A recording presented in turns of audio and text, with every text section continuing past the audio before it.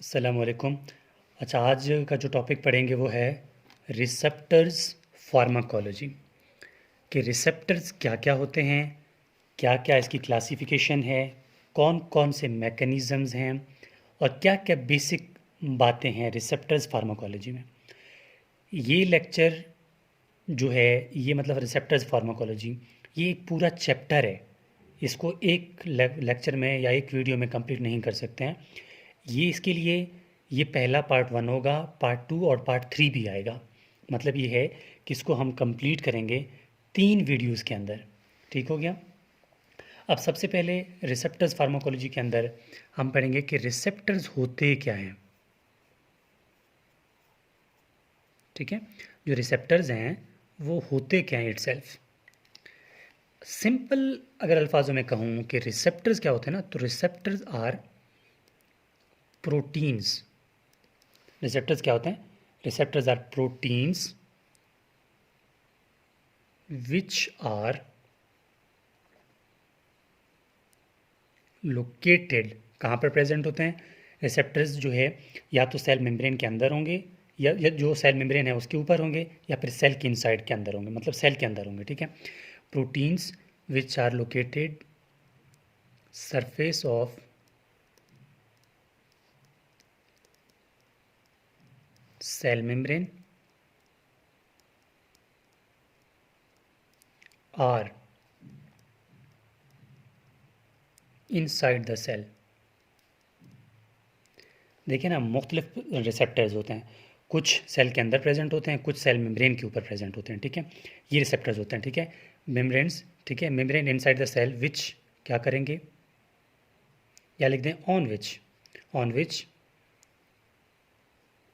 ligands bind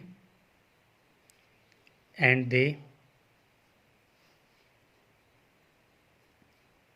initiate or inhibit the action। मतलब ये है कि कोई भी रिसेप्टर है, ठीक है, कोई भी रिसेप्टर है, मिसाल ये सेल मेम्ब्रेन है, ठीक है, सेल मेम्ब्रेन के ऊपर पड़ा है, कोई भी लाइगैंड आएगा। लाइगैंड, ठीक है, क्या होते हैं ये मैं बताऊंगा अभी। लाइगैंड कोई भी केमिकल है, कोई भी न्यूरोट्रांसमीटर है, कोई भी मैसेज है, कोई भी, ठीक है, सिग्नलिंग कोई भी चीज़ आ जाता है ना, उसको हम क्या बोलते हैं? लाइगैंड बोलते हैं। मतलब ये है कि लाइगैंड एक मैसेज है कि आपने क्या इनिशिएट करवाना है। अब मिसाल एक बंदा है, वो एक ऑफिस में बैठा हुआ है, ठीक है, अब जो एक नया बंदा इससे मिलने आता है ना, तो वो सबसे पहले आके क्या करेगा, उसके पीए से मिलेगा। पीए जाके क्या करेगा, बॉस को बताएगा। और पीए क्या है, एज ए लाइगेंड काम करेगा। पीए जाके बताएगा ना, तभी तो एक्शन होगा। क्या बॉस बोलेगा या इसको भेजो या इसको बोलो बाहर जाओ।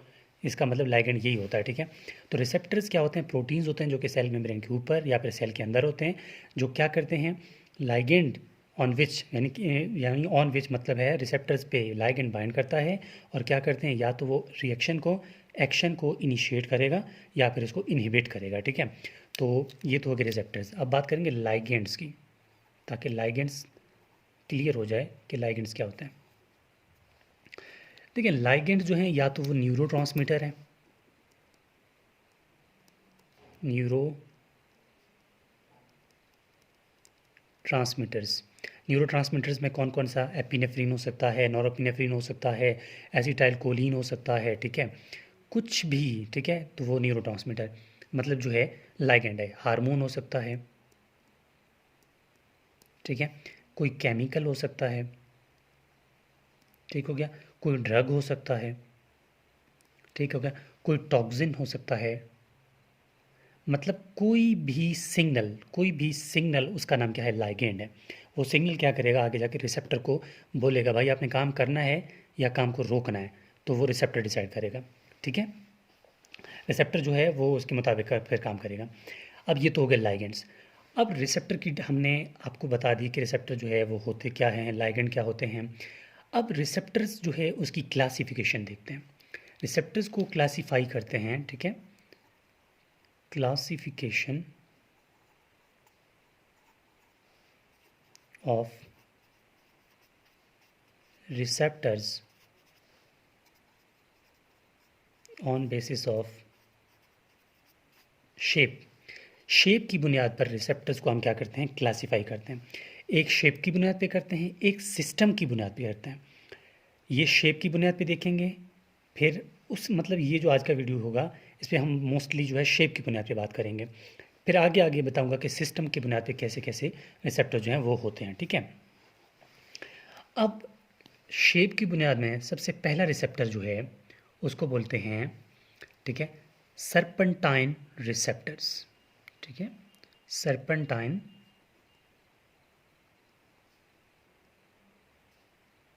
रिसेप्टर्स। इस सर्पेंटाइन जो रिसेप्टर है इसका एक और नाम है, ठीक है, इसको बोलते हैं 7-पास रिसेप्टर, ठीक है। इसके अलावा इसका एक तीसरा नाम भी है, इसको बोलते हैं जी प्रोटीन कपल रिएक्शन, ठीक है, जी प्रोटीन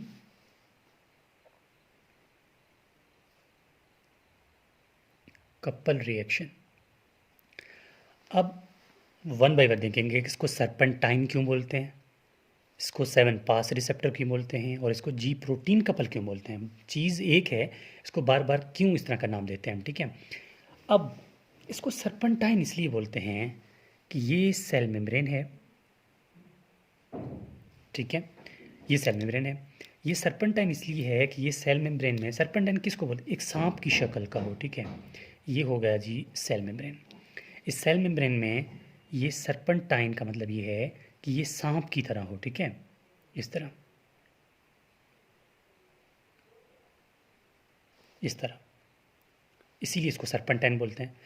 इसको 7-पास रिसेप्टर क्यों बोलते हैं, देखो ना 7 बार तो ये ऊपर नीचे हो रहा है, 1 2 3 4 5 6 7, इसीलिए इसको 7-पास रिसेप्टर बोलते हैं, मतलब सेल मेम्ब्रेन से 7 दफ़ा पास करता है। अब सवाल ये पैदा होता है इसको जी प्रोटीन कपल क्यों बोलते हैं। इसको जी प्रोटीन कपल इसलिए बोलते हैं क्योंकि इस सेल, ये जो रिसेप्टर है इसके लास्ट में मतलब सेल के अंदर जो है जी प्रोटीन लगा होता है, ठीक है, एक प्रोटीन बड़ा लगा होता है, उसको क्या बोलते हैं, इसको बोलते हैं जी प्रोटीन, इसका नाम है। अब जी प्रोटीन की भी अपने कंपोनेंट होते हैं। जी प्रोटीन किस किस चीज़ से मिलके बना हुआ है, जी प्रोटीन मिलके बना हुआ है alpha alpha subunit, beta subunit, gamma सब यूनिट,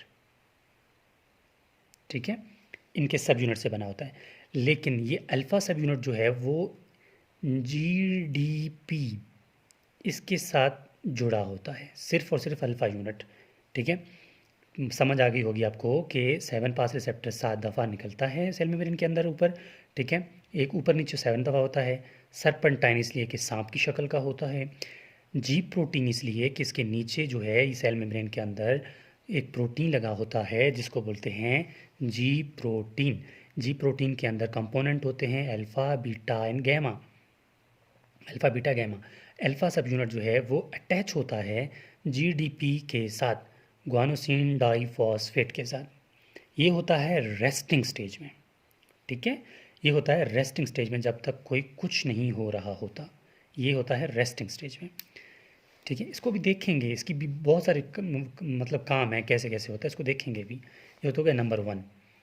नंबर 2, ठीक है, ये तो रिसेप्टर क्या था, सर्पेंटाइन रिसेप्टर था। अब एक और रिसेप्टर है जिसको बोलते हैं 1 पास रिसेप्टर या फिर enzyme linked receptor, enzyme linked receptors. 1 पास रिसेप्टर्स आपको नाम से पता चल रहा है, ये सेल मेम्ब्रेन है तो ये क्या करेगा, एक दफ़ा पास करेगा, ठीक है, सेल मेम्ब्रेन से एक दफ़ा पास करेगा। इसका नाम क्या हो गया, इसका नाम हो गया 1 पास रिसेप्टर। देखें ना, एक दफ़ा पास किया इसने। इंजाइम लिंक्ड रिसेप्टर, इसके नीचे जो है कुछ इंजाइम की एक्टिविटी होगी, कैसे होगी, कैसे मैकेनिज्म है, ये फिर देखेंगे आगे। ये तो जस्ट एक रिव्यू है ना कि आपको पता चले कि रिसेप्टर जो है होते क्या हैं, कौन कौन से होते हैं। फिर आगे जो है हम इसको मज़ीद अपने हिसाब से देखेंगे। थर्ड थर्ड ब्रांच जो है रिसेप्टर्स का, उसको बोलते हैं आयन चैनल्स या आयनिक चैनल रिसेप्टर्स। आयनिक चैनल रिसेप्टर्स में भी कुछ ख़ास बात नहीं है, सिंपल बात है। ये सेल मेम्ब्रेन है, सेल मेम्ब्रेन के ऊपर कुछ आयनिक चैनल्स होते हैं, ठीक है, कुछ आयनिक चैनल्स होते हैं और इन आयनिक चैनल्स की वजह से ही जो आयन्स हैं वो मूव करते हैं इंट्रा सेलुलर से एक्स्ट्रा या एक्स्ट्रा से सेलुलर से इंट्रा, तब ही इन चीज़ का नाम क्या है, आयनिक रिसेप्टर्स। ये तो हो गई एक ब्रीफ डिस्क्रिप्शन के एंजाइम ये रिसेप्टर्स क्या होते हैं, कौन कौन से होते हैं, कैसे कैसे होते हैं, और इसका हमने आपको classification on the basis of shape बताया है, ठीक है। अब अगले वीडियो में मतलब इसी के पार्ट में अब डिस्कस करेंगे, ठीक है। अभी मैं बताऊंगा अब क्या करेंगे, क्लासिफिकेशन करेंगे। क्लासिफिकेशन से पहले एक चीज़ और है, थोड़ा सा रिसेप्टर के बारे में इंफॉर्मेशन। ये मिसाल एक रिसेप्टर है, ये सेल मेम्ब्रेन है, ठीक है। यहाँ पर एक रिसेप्टर लगा हुआ है, ठीक है, ये रिसेप्टर लगा हुआ है। अब क्या होता है कि यहाँ पर इस रिसेप्टर के बाइंडिंग साइट्स होते हैं, ठीक है, यहाँ पर रिसेप्टर के बाइंडिंग साइट होते हैं कि कोई चीज़ आ जाए और इसको पकड़ ले, पकड़ने के बाद ये आके अपना रिएक्शन शो करें। अब बाइंडिंग साइट पे क्या चीज़ अटैच होगी, पहले ही बताया था, लाइगैंड। लाइगैंड क्या होता है, कोई भी न्यूरोट्रांसमीटर, कोई भी इंजाइम ड्रग, कोई भी मतलब सिग्नल, इसी को लाइगैंड बोलते हैं, ठीक है। इसके ऊपर एक चीज़ ऐसे पड़ा होता है कि वो चीज़ आए इसको पकड़ लूँ। अब हर लाइगैंड का अपना अपना रिसेप्टर होता है। सिंपल एक एग्जांपल ले लेते हैं। अगर आपका एक मेहमान आता है, वो बाज़ार में वेट कर रहा है आपका, आप जब जाओगे बाज़ार, कितने सारे लोग हैं, आप किसी को भी नहीं देखोगे, आप उसी बंदे को तलाश करोगे जिस बंदे से आप मिलने आए हुए हैं, ठीक है। तो भागते भागते जब भी वो बंदा आपकी नज़र में आएगा आप उसको पकड़ लोगे। सेम मैकेनिज़्म इन रिसेप्टर्स का है। यहाँ पर बाइंडिंग साइट तो है, अब मेहमान तो प्रेजेंट है, अब बाहर वाला बंदा आएगा, ढूंढेगा कि भाई जो है मेरा बंदा कहाँ पर है, मेरा मेहमान जो है वो कहाँ से, मतलब कौन सा है, पूरा रश तो है ना, मतलब सिग्नल तो बहुत सारे हैं। जैसे ही अपने ही बंदे को पहचान लेगा, ये पकड़ लेगा, ठीक है। पकड़ने के बाद अंदर घर ले जाएगा और खाना वाना खिला के दूसरे दिन भेज देगा घर अपने। सेम यही मैकेनिज़्म है। अब ये तो गई थी सिंपल एक रिसेप्टर के क्या इसकी मतलब क्या मैकेनिज़्म है, थोड़ा थोड़ा बहुत ना ख़ास नहीं। अब हम क्लासिफाई करते हैं रिसेप्टर्स को on the base of classification of receptors on the base of क्या, ऑन द बेस ऑफ, ठीक है, system, on the base of system. लेकिन सिस्टम के बेस पे करें, ठीक है, इसको मैं कर देता हूँ, फिर मैं एक चीज़ और बताना चाह रहा था, ठीक है। सिस्टम के बेस पे इसको हम डिवाइड करते हैं दो में, ठीक है। या तो ये होंगे मतलब ये है ना, या तो ये कोलिनर्जिक रिसेप्टर होंगे या फिर ये एड्रीनर्जिक रिसेप्टर्स होंगे। इनको करने से पहले आप दो न्यूरॉन का नाम याद रख लें। एक होता है कोली इनर्जिक न्यूरॉन, ठीक है, कोली इनर्जिक न्यूरॉन। एक होता है एड्रीनर्जिक न्यूरॉन। ऐसे न्यूरॉन जो कि एसिटाइल कोलिन को रिलीज़ करते हैं, उस न्यूरॉन को क्या बोलते हैं, कोलिनर्जिक न्यूरॉन। ऐसे न्यूरॉन जो कि एपिनेफ्रिन या फिर नॉर एपिनेफ्रिन को रिलीज़ करते हैं, उनको क्या बोलते हैं, एड्रेनर्जिक न्यूरॉन। ठीक हो गया, कोलिनर्जिक न्यूरॉन या फिर एडिनर्जिक न्यूरॉन। मिसाल के तौर पर ये एक न्यूरॉन है, ठीक है, ये एक न्यूरॉन है और ये रिलीज़ करता है यहाँ पे एसिटाइल कोलिन। तो इस न्यूरॉन को हम बोलेंगे कोलिनर्जिक न्यूरॉन। या फिर एक न्यूरॉन है, यहाँ पर ये रिलीज़ करता है एपिनेफ्रिन या फिर नॉर एपिनेफ्रिन। तो इस न्यूरॉन को हम बोलेंगे एड्रीनर्जिक न्यूरॉन। ये सिंपल बात है। अब adrenergic receptors, cholinergic receptors, cholinergic receptors, adrenergic receptors, उनको देखते हैं on the basis of system. ठीक है, सिस्टम जो है हमारी बॉडी में दो चल रहे होते हैं, या तो कोलिनर्जिक न्यूरॉन होंगे या फिर एड्रीनर्जिक न्यूरॉन होंगे, बहुत सारे, लेकिन मेन यही। ठीक है, तो मैं यहाँ लिखूँगा cholinergic, cholinergic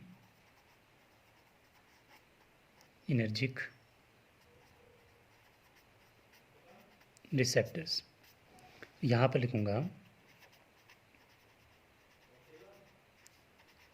adrenergic receptors.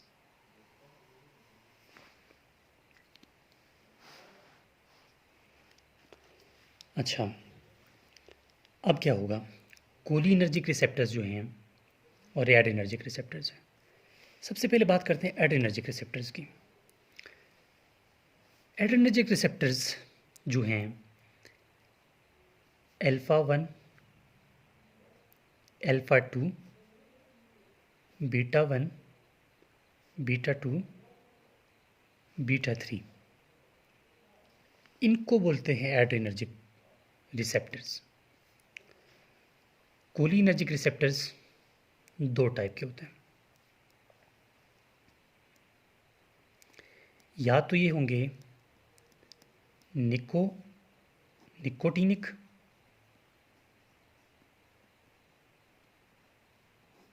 Nicotinic receptors, या तो ये होंगे मस्कुराइन रिसेप्टर्स।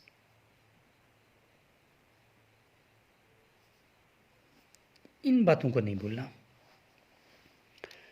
मतलब ये है कि जो निकोटीनिक या फिर मस्कुराइनिक है, ये कौन कौन से है, मतलब जो एड्रीनर्जिक रिसेप्टर्स जो है ना, या तो निकोटीनिक हैं या फिर मस्कुराइनिक हैं। कैसे, अब ये देखें, ये निकोटीनिक फिर मज़ीद दो टाइप के हैं।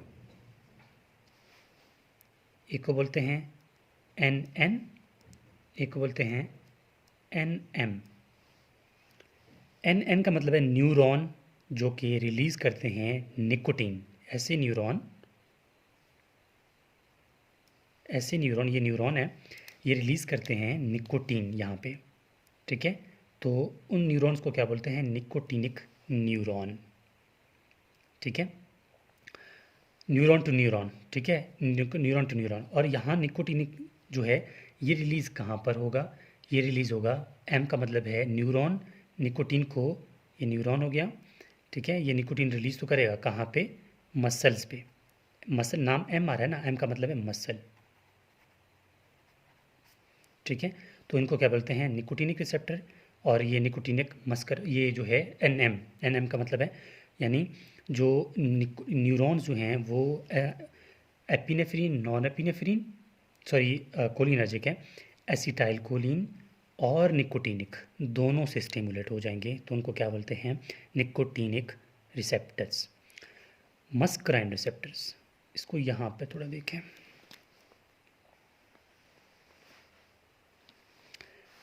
मस्कुराइन रिसेप्टर्स जो हैं ये होते हैं M1, M2, M3, M4, M5। ठीक है, M5। अब एक चीज़ और यहाँ पर मैं बता देता हूँ आप लोगों को। सबसे पहले तो आपको ये पता होना चाहिए कि जो हमने एड्रीनर्जिक न्यूरॉन पढ़े हैं, या तो ये स्टिमुलेटरी होंगे या होंगे ये इनहिबिटरी। सेम लाइक दैट, या तो ये स्टिमुलेटरी होंगे या तो ये एक्शन इनहिबिटरी होंगे, या तो ये स्टिमुलेटरी होंगे या फिर ये इनहिबिटरी होंगे। अब जो अल्फ़ा 1 है ये अटैच होता है एक प्रोटीन के साथ, इसको बोलते हैं GQ प्रोटीन। अल्फ़ा 2 जिस प्रोटीन के साथ अटैच होता है इसको बोलते हैं GI प्रोटीन। ये बाकी बीटा वाले, बीटा 1, बीटा 2, बीटा 3, ये अटैच होते हैं GS के साथ। जी स्टिमुलेटरी, जी इनहिबिटरी, GQ का मतलब है ये एक प्रोटीन को एक्टिवेट करेगा, ठीक है। और फास्फोलाइपेज C है मेरे ख्याल में, आगे देखेंगे इसको, इस प्रोटीन को एक्टिवेट करेगा। अब एक चीज़ और, जितने भी एड्रेनर्जिक न्यूरॉन्स हैं वो सब के सब सर्पेंटाइन रिसेप्टर्स हैं। ऑल एड्रेनर्जिक न्यूरॉन आर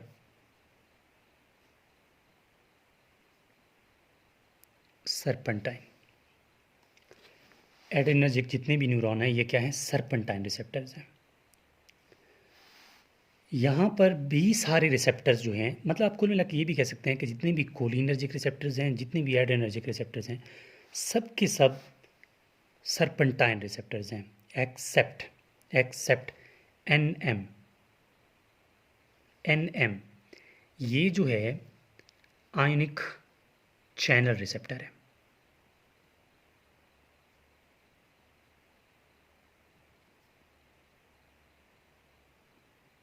ठीक है, ये क्या है, आयनिक चैनल रिसेप्टर है। यहाँ तक बात समझ आ गई होगी आपको। अब देखते हैं आगे, एक दफ़ा सब कुछ रिकैप करते हैं कि अभी तक हमने पढ़ा क्या। यहाँ तक सबसे पहले एड्रेनर्जिक, ठीक है, एड्रेनर्जिक न्यूरॉन, और यहाँ मैं लिखता हूँ कोलिनर्जिक न्यूरॉन, ठीक है। फिर मैं उनको उसी तरतीब में लिख लेता हूँ। एड्रेनर्जिक न्यूरॉन में हमने क्या पढ़ा था, alpha 1, alpha 2, beta 1, beta 2 and beta 3। Cholinergic में हमने कहा था कि ये दो टाइप के होते हैं,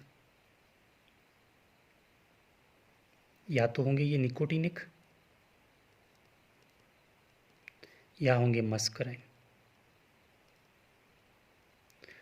और फिर हमने निकोटिनिक में कहा था कि ये फिर मज़ीद दो टाइप के होते हैं, NN होते हैं या फिर NM होते हैं। यहाँ तक हमने डिस्कशन कर ली थी। ये बताया था कि ये जो है बीटा अल्फ़ा 1 ये होता है GQ के साथ कपल्ड यानी जुड़ा होता है, ठीक है। ये होता है GI के साथ, बाकी ये जितने भी हैं ये अटैच होते हैं GS के साथ। मस्कराइन जो होते हैं M1, M2, M3, M4 and M5। अब कैसे पता चलेगा कि M वाले जो हैं ये स्टिमुलेटरी हैं, इनहिबिटरी हैं, या जिस तरह हमने ये कहा था ना कि ये GQ के साथ अटैच है, तो हमें कैसे पता चलेगा M1 किसके साथ अटैच है, M2 की क्या, M3 किसके साथ, M4 किसके साथ, वो देखते हैं, ठीक है। एक सिंपल तरीका है, यहाँ पर आप M लिखें, M लिखा आपने, दो लाइन जोड़ रहे हैं, एक लाइन ये एक लाइन ये, इसको नाम दें M1 का, नीचे इसको नाम दें M2 का, इसको नाम दें M3 का, इसको नाम दें M4 का, थोड़ा इसको एक लाइन और बना दें और इसको नाम दें M5 का। जो ऊपर है वो स्टिमुलेटरी है, जो नीचे है वो इनहिबिटरी है। M1 तो ये होगा GS स्टिमुलेटरी, M2 GI इसका मतलब इनहिबिटरी। देख ऊपर है ना स्टिमुलेशन, नीचे है inhibition. M3 G stimulatory, M4 G inhibitory, M5 G stimulatory, ठीक है। सिंपल बात आ गई। तो मैं लिखूँगा M1 के साथ क्या लिखूँगा, हमने पढ़ा था ना इधर, ये G स्टिमुलेटरी तो GS, M2 G inhibitory, M3 G stimulatory, M4 जी इनहिबिटरी, M5 जी स्टिमुलेटरी। ये भी एक तरीका है याद करने का। एक और भी तरीका है याद करने का। देखो, stimulation inhibition, stimulation inhibition, stimulation मतलब 1 2 3 की में जाए ना, 1 स्टिमुलेशन, 2 इनहिबिशन, एक इन स्टिमुलेशन है तो दूसरा इनहिबिशन, एक स्टिमुलेशन है तो दूसरा इनहिबिशन, एक स्टिमुलेशन है आगे है नहीं। ठीक है, ये भी एक तरीका याद करने का। लेकिन एक तरीका और भी है याद करने का। आपने इवन और ऑड नंबर का तो पता होगा, ठीक है, इवन नंबर और ऑड नंबर का पता होगा। अब इवन नंबर को मतलब जो ऑड नंबर है उनको ढूंढो, 1 3 5। ऑड नंबर स्टिमुलेशन है, ऑड नंबर, ठीक है, 1 3 5 स्टिमुलेटरी, ये स्टिमुलेटरी हैं, बाकी इनहिबिटरी हैं। इस तरह भी मतलब आप याद कर सकते हैं। ठीक है, ये तो बात हो गई। अब ठीक है, इसके अलावा मैं आपको कुछ टर्म्स बताना चाहता हूँ। ये तो हो गई एक डिस्क्रिप्शन। आगे जो है मतलब एक कुछ टर्म्स डिस्कस करेंगे, उसके बाद एक रिएक्शन देखेंगे ओवरऑल। आपको पता होना चाहिए कि एफिनिटी क्या होता है। आपको पता होना चाहिए एफिकेसी क्या होता है, एगोनिस्ट क्या होता है,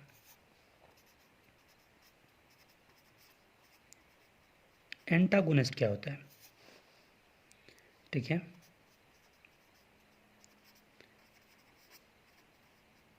पार्शियल एगोनिस्ट क्या होता है, और इनवर्स एगोनिस्ट क्या होता है। ये बहुत बहुत इंपॉर्टेंट टर्मिनोलॉजीज़ हैं। सबसे बात करेंगे एफिनिटी। एफिनिटी का मतलब है कि ड्रग का, लाइगेंड का आकर रिसेप्टर के साथ बाइंड करना। मतलब एक ताला है, उसकी चाबी है, चाबी आकर ताले में डाल देना, ये उसकी एफिनिटी है। अगर एग्जाम्पल ये ताला है, ठीक है, उसकी चाबी इस शेप की है, तो क्या ये चाबी इस ताले में जाएगी? नहीं जाएगी ना, क्योंकि चाबी जो है वो इस शेप का होता है, इस शेप का तो नहीं होता, सॉरी, चाबी जो है वो इस शेप का तो नहीं होता, इस शेप का होता है। ठीक है, ठीक है, तो हम कहेंगे कि अगर ताला, चाबी जो है वो ताले के अंदर गया तो इसकी एफिनिटी है। अगर चाबी ताला के अंदर नहीं गया तो इसकी एफिनिटी नहीं है। ability of the recept ability of the ligand which bind with the, या ability of the drug which bind with the receptor, that is called affinity. अब एफिकेसी क्या है? एफिकेसी का मतलब है कि कितना अमल हुआ। ताला है, चाबी आया, अंदर गई, मतलब एफिनिटी तो हो गया। अब खुलता है तब तो इसकी एफिकेसी है। बाजू का चाबी जाता है पर वो खुलता नहीं है, तो इसकी एफिकेसी ज़ीरो है। होपफुली आपको समझ आ गई है। एफिनिटी, बाइंड होना, एफिकेसी कि एक्शन होता है या नहीं होता। ठीक है, ये बहुत क्लियर हो गया। एगोनिस्ट, एगोनिस्ट का मतलब है कि कोई भी ऐसा ड्रग, मतलब अगर बॉडी में मिसाल कोई नॉर्मल फिजियोलॉजी फंक्शन चल रहा है, एसिटाइल कोलिन अपना काम कर रहा है, एग्जांपल, ठीक है, कोई भी जो है नॉर्मल फंक्शन सब चल रहा है, मिसाल एसिटाइल कोलिन जो है बॉडी में बन रहा है, काम चल रहा है, लेकिन एक पेशेंट आता है, वो कहता है कि मैं बीमार हूँ डॉक्टर साहब, क्या करूँ? तो डॉक्टर देखेगा कि यार इसकी एसिटाइल कोलिन नहीं बन रही है, अब ऐसा कुछ देता हूँ जो कि एसिटाइल कोलिन की तरह काम करे, उसी का नाम एगोनिस्ट है। मतलब ऐसा केमिकल, ऐसा ड्रग जो कि हम पेशेंट को दें, जो कि उसकी नेचुरल केमिकल की तरह काम करे, उसको एगोनिस्ट बोलते हैं। एग्जाम्पल, मैं नबील किसी दफ्तर में काम करता हूँ, मैं रोज़ 100 लेटर टाइप करता हूँ, लेकिन किसी भी प्रॉब्लम की वजह से मैं ऑफिस नहीं जाता, अपने किसी दोस्त को भेज देता हूँ कि यार आप जाओ और ये काम करो। मेरा दोस्त जाता है और जाके मेरी जगह 100 लेटर टाइप करता है, तो ये क्या है, मेरा एगोनिस्ट है। ठीक है, मतलब जो काम मैं कर रहा था अब उसने किया है, तो इसके एगोनिस्ट है। ठीक है। एंटागोनिस्ट ये होता है कि मेरी जगह मेरा दोस्त जाता है, लेकिन वो काम मैं 100 लेटर टाइप करता था तो ये 10 लेटर टाइप करके आ जाए, तो ये एंटागोनिस्ट है। मतलब मेरा उलट है, मैं जितना करता था वो नहीं कर सकता है। पार्शियल एगोनिस्ट का मतलब है कि ऐसा जिस तरह मैंने कहा ना, मैं 100 लेटर टाइप करता था, अब मेरा दोस्त जो है वो लेटर टाइप ही ना करे, मतलब काम करे ही ना। वो पहले 10 तो करता था ना एंटागोनिस्ट में, पार्शियल एगोनिस्ट में वो काम करे ही ना, बस बस देख देख के आ जाए, मतलब काम बिल्कुल उलटा हो, इसको कुछ समझ ही ना आता हो। इसको क्या बोलते हैं, पार्शियल एगोनिस्ट। मतलब करता भी हो लेकिन थोड़ा बहुत, एक दो, इसके अलावा ना करता हो। एक एक इनवर्स एगोनिस्ट का मतलब है कि पूरा उल्टा हो। मैंने उसको लेटर टाइप करने का बोला, वो कर क्या रहा है, वो जाके एप्लीकेशन टाइप कर रहा है, वो जाके कुछ और अखबार लिख रहा है। मतलब काम बिल्कुल उल्टा हो, इसका इनवर्स एगोनिस्ट होता है। ये होती है इसकी एक ये टर्मिनोलॉजीज। इसके बाद ये पार्ट नंबर 1 होगा। इसके बाद जो है हम मैकेनिज़्म पे आएंगे कि वन बाय वन जो रिसेप्टर यहाँ पर डिस्कस किए थे ना हमने, कि रिसेप्टर जो हैं वो सर्पेंटाइन रिसेप्टर या फिर ये वन पास रिसेप्टर, ये पे या फिर ये देखेंगे ना कि जी क्यू का क्या है रोल, जी आई का क्या है, जी एस का क्या है, किस किस से इसका जो है मैकेनिज़्म होता है। ये होगा पार्ट 1। इसके बाद जो हम पार्ट 2 पे आएंगे और इस वीडियो को पूरा ओवरऑल आपको दिखा देंगे। ठीक है, ताकि जो भी प्रॉब्लम्स आ रही हैं वो एक दफ़ा क्लियर हो जाएं। ठीक है। इसके अलावा एक मिनट, किताब, इसके अलावा ये मेरा व्हाट्सएप कांटेक्ट है, आप लोग मुझसे व्हाट्सएप में बात कर सकते हैं। जिस टॉपिक में भी मसला आता हो आप लोग मुझसे डिस्कस कर सकते हैं, ताकि उस टॉपिक को आसान अल्फाज में यहाँ पर अपलोड किया जाए। ठीक हो गया, ये होगा पार्ट 1। ठीक है, ये होगा पार्ट 1 के पार्ट 1 में हमने क्या पढ़ा।